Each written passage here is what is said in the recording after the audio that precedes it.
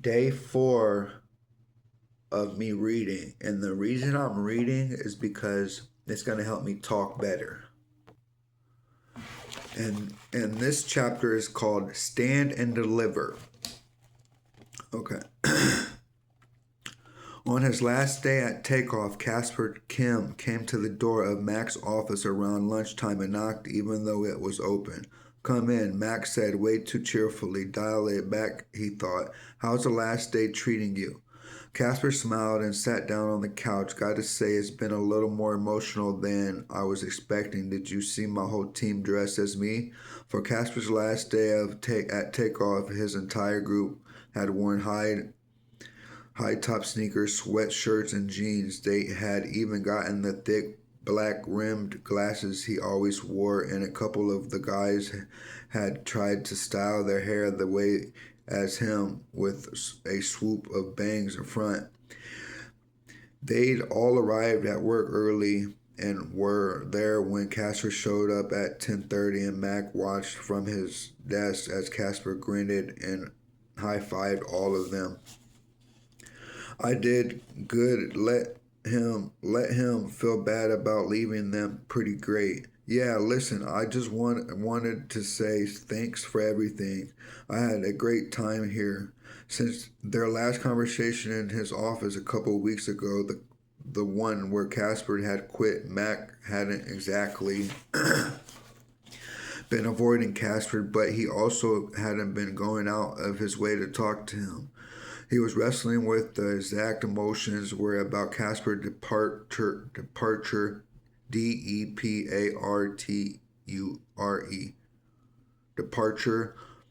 On the one hand, he knew that this was normal for companies. When people left, they hopefully carried some of your company's DNA with them to their new workplace, so you were constantly pollinating other businesses, and eventually you had the big network of people who had formerly worked for you.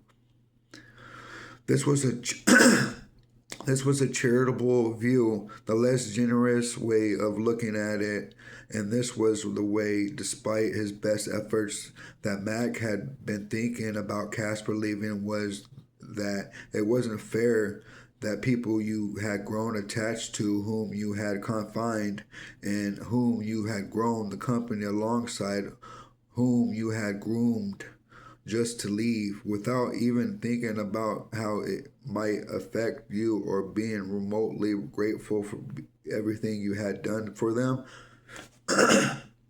Excuse me. Still, he was throwing Casper a goodbye party that night at Flatiron Flatiron social because that was what you did, and he wasn't going to act bitter or say anything harsh about Casper to anyone, besides Jason, of course, but to everyone else he was going to seem completely gracious and magnanimous. Magnanimous. Magnanimous. Of course, he was sad to see Casper go, but of course, it was a great opportunity for him, and of course, he was welcome back at takeoff anytime. The first true, the second was debatable, and the third was a complete lie. There was no way Mac would let someone back who had betrayed him like that right before a new product launch. It was so typical of people in his generation. He hated to say it, but sometimes he nodded along when he read an article about entitled Millennials. Millennials. No one had anyone goddamn loyalty anymore. Thanks, Casper. That means a lot. You ready for tonight? Yeah, Casper said. I think so. I've had a goodbye party thrown for me. This was the first real job. I always forget that. Yeah, I had an internship. I'm only 23. I gotta thank you again for taking a chance on me, letting me lead a team that meant a lot. Well, thank you. They They were both quiet. Casper nodded and stuck out his head. Mac shook it and felt slightly mollified, mollified. Maybe his toast to Casper as at drinks tonight wouldn't be quite as undermining as he had secretly been planning. At 6:30, the office had been slowly emptying for the last half hour or so, and now he counted only about 10 people left on the floor. Normally, he would be peeved that people were leaving this early, but it was nice how it seemed like nearly everyone was going to Casper goodbye. It meant that he had a strong team, that he had really built something. He pinged, pinged Jason on Slack, walk over to Flatiron with me. Jason responded with a thumbs up emoji and almost instantly materialized at the door to Mac's office. Thought you never asked. Boss, let's Mossy, Mossey. Mossy. As they were waiting for the elevator, Mac's phone vibrated with a notification from the Twitter that he had been mentioned in a tweet. He opened the Twitter app and found himself on the account of a Twitter user called @InvisibleTechMan. The tweet said, "Hearing that there are some founders who need to learn to keep it in their pants. At Mac McAllister, you know anything about this? Question mark. The fuck?" Mac said he showed Jason the tweet. Who is this person? And why the hell are they at-ing me on this Twitter? Jason glanced at it. Who knows, man? Probably just some jealous idiot. I'd ignore it. The elevator came and they got on. Mac didn't respond. It was all well and good for Jason to say ignore it, but he wasn't the one tweeted about sleeping around. How many followers does he have anyway? Jason asked. Mac clicked through to @InvisibleTechMan's profile page. Like 2,000. Jason looked surprised. Huh? That's more than I thought he would. The doors to the lobby opened and they walked out. That's hardly reassuring. Sorry, Jason granded. But look, there was worse things to be accused of, so you have sex, big deal. Is that a crime? Not the last time I checked. It's just, I don't know. Max shook his head. There was something weird about the tweet. It didn't exactly say that it was sleeping around. It said he couldn't keep it in his pants, which was a little too close for a comfort considering certain Snapchats he used to send. But Jason didn't need to know that. Nobody needed to know that, and nobody did know that. He was vaguely confronted by the idea that if Isabel had, God forbid, told anyone that they used to exchange nudes at work, she would be just as implicated as he was. There were no innocent parties here. Let's just go to the bar, get some drinks, say some nice shit about Casper, and forget about dumb anonymous Twitter accounts saying dumb anonymous shit. Okay?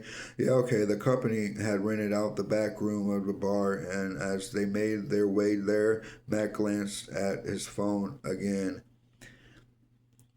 A couple of people whose names he didn't recognize had responded to @InvisibleTechMan's tweet, one with a straight face emoji, and one with the comment some question mark LOL. He put his phone in his pocket. There was no point in worrying about this now. Hopefully it would just go away.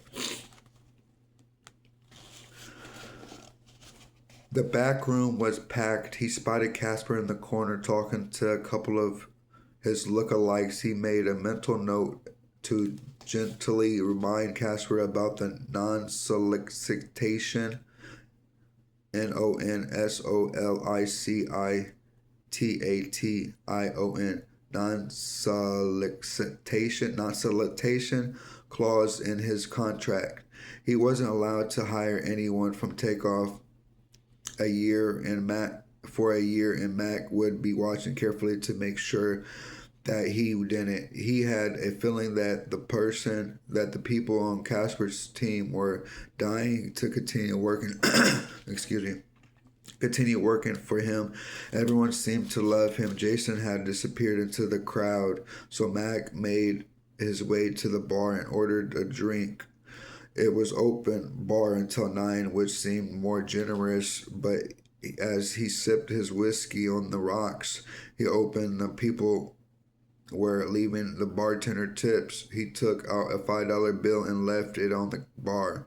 He glanced around the bar. He hadn't been sure if Isabel would have the nerve to show up, but she was chatting away with Chelsea, one of the girls of Casper's team, who was also wearing the Casper uniform.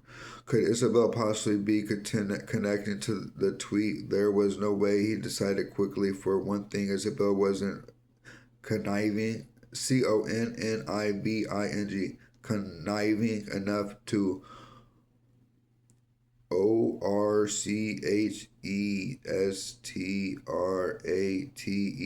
orchestrate something like that. Despite being the engagement hero, she personally wasn't very active on social media except for Instagram and Snapchat. But still, maybe he'd asked her. He walked over to where she was standing. Hi, Isabel. Hi, Chelsea.